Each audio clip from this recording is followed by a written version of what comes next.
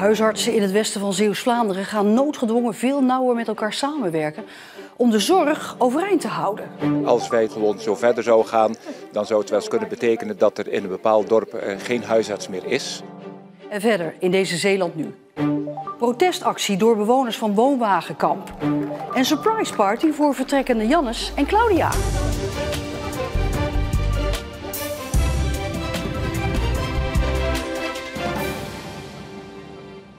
Goedenavond. Het water staat aan de lippen bij de huisartsen in het westen van Zeeuws-Vlaanderen.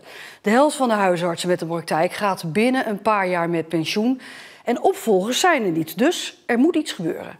Alle huisartsen in de regio hebben samen met de huisartscorporatie Nucleus Zorg en zorgverzekeraar CZ hun handtekening gezet onder een intentieverklaring. Daarmee beloven ze dat ze samen op zoek gaan naar oplossingen. Want anders komt de zorg in heel Zeeuws-Vlaanderen in de problemen. Als wij gewoon zo verder zouden gaan, dan zou het wel eens kunnen betekenen dat er in een bepaald dorp geen huisarts meer is. En iedereen gaat natuurlijk toch op zoek naar zorg. En als het dan niet in de regio kan, zal het buiten de regio moeten. En dan zal België wel een optie kunnen zijn. Dat zal ook betekenen dat een verwijzing ook naar een Belgisch ziekenhuis zal gaan. Waardoor dat, het bestaan van Zorgzaam toch ook op de proef gesteld wordt. Het probleem is vooral ook dat de nieuwe generatie huisartsen het vaak niet ziet zitten om een praktijk in een eentje over te nemen.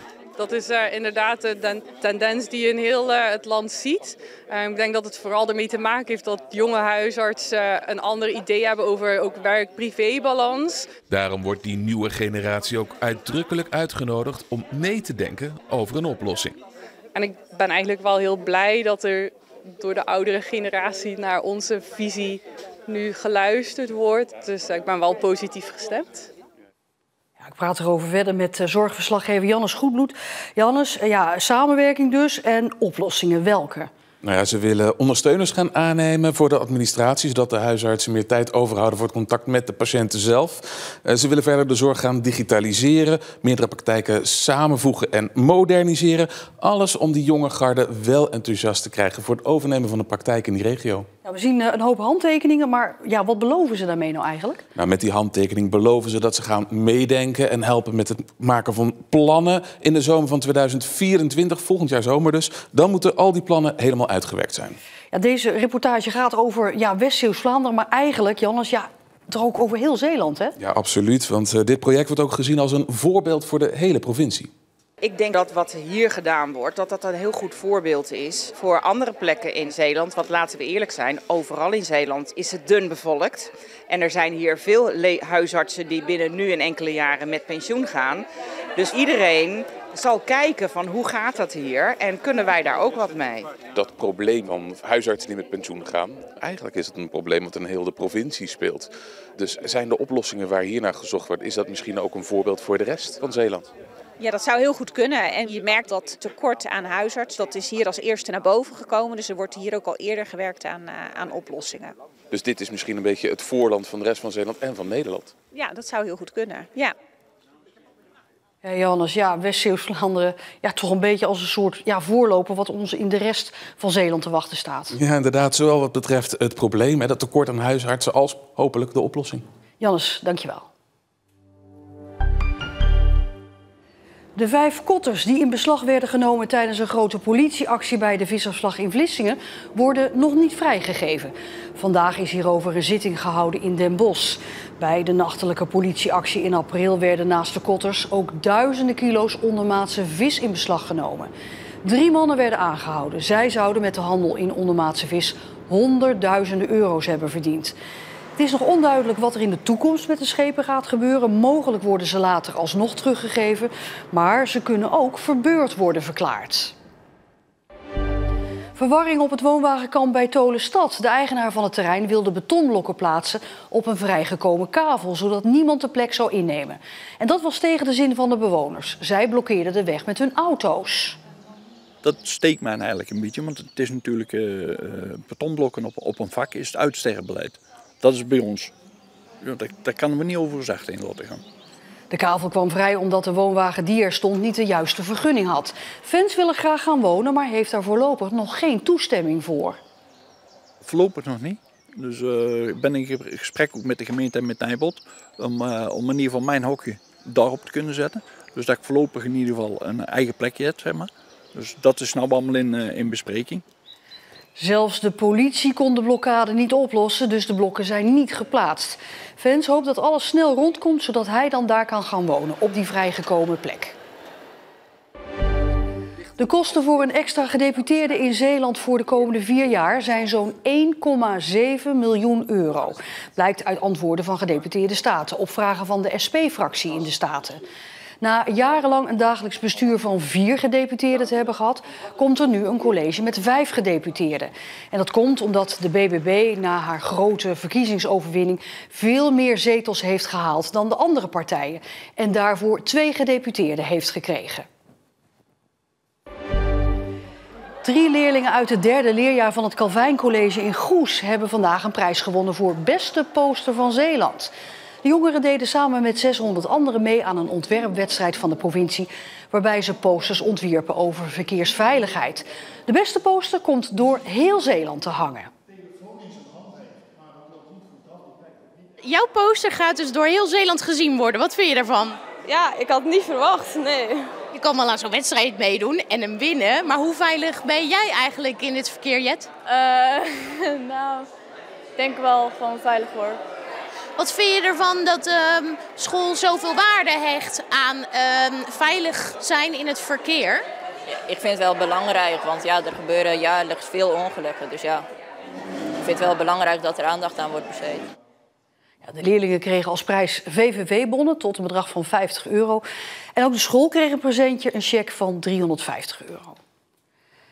Een grote verrassing voor horecastel Jannes en Claudia Bavet. Ze stoppen binnenkort met hun 3-sterren restaurant Interscaldis in Kruiningen. En kregen daarom van vrienden en collega's een verrassingsfeest.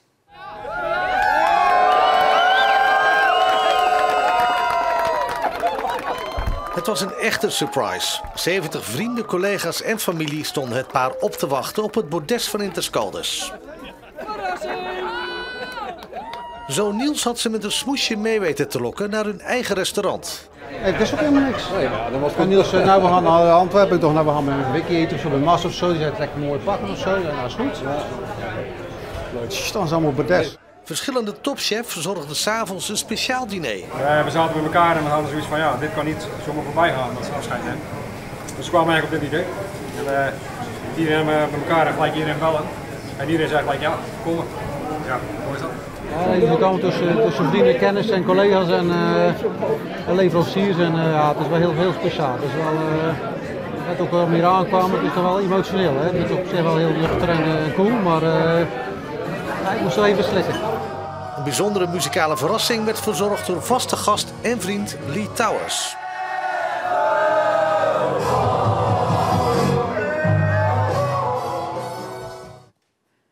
Ja, lekker eten kan natuurlijk op verschillende manieren en ook daar gaat wat veranderen. Want Europa heeft bepaald dat de horeca vanaf 1 juli afhaalmaaltijden niet meer in gratis plastic verpakkingen mag meegeven. Klanten gaan een plastic toeslag betalen of ze moeten zelf een verpakking meenemen.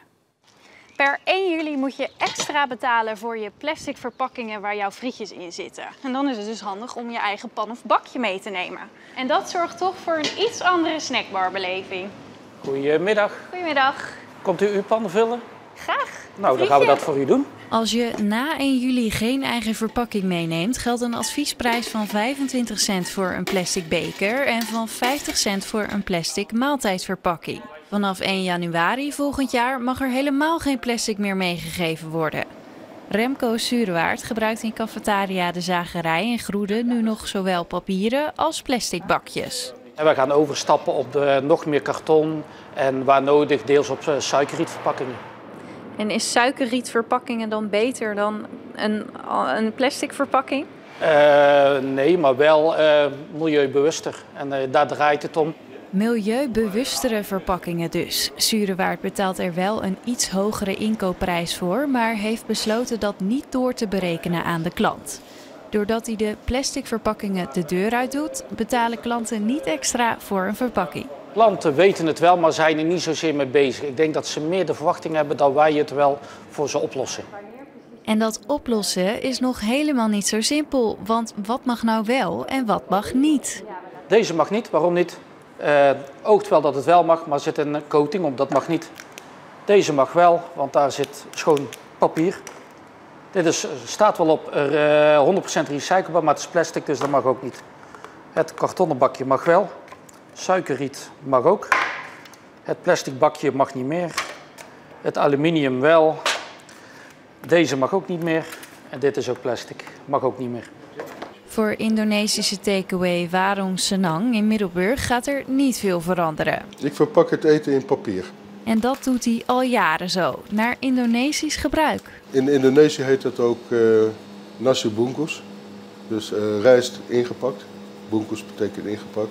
En dat is ook wat ik hier doe. Klanten krijgen er dus alles verpakt in papier. Iets wat ze in het vervolg ook in andere restaurants zullen meemaken. Zou je dan ook zelf uw eigen bakje mee gaan nemen? Dat is natuurlijk het allerbeste. Maar ja, dat vraagt iets meer planning dan dat ik op kan brengen soms. Heeft u er dan ook bijvoorbeeld 50 cent voor over om een verpakking te kopen? Ja, ik heb het er wel voor over. Prima, ja.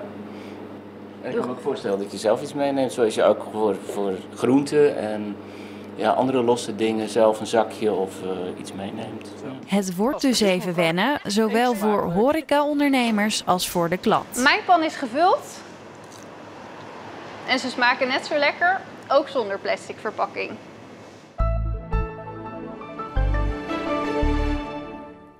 Het was een overwegend bewolkte dag en ook stond er een stevige wind, zoals hier op de Schelde. En het blijft bewolkt, al zal het morgen overwegend droog blijven, maar dat kunnen we niet zeggen over de dagen erna. En ook na de statenverkiezing is het bedrijf Kieskompas de stemming onder de kiezers blijven peilen in samenwerking met de NOS en de regionale omroepen in ons land. En de uitkomsten staan op onze app en op onze site. Uit die nieuwe peilingen blijkt onder meer dat Zeeuwen zich geestelijk het gezondst vinden van alle Nederlands, maar dat ze zich voor hun lichamelijke gezondheid toch een minder cijfer geven. En tot zover deze Zeeland Nu van deze donderdag. Graag tot morgen en nog een fijne avond.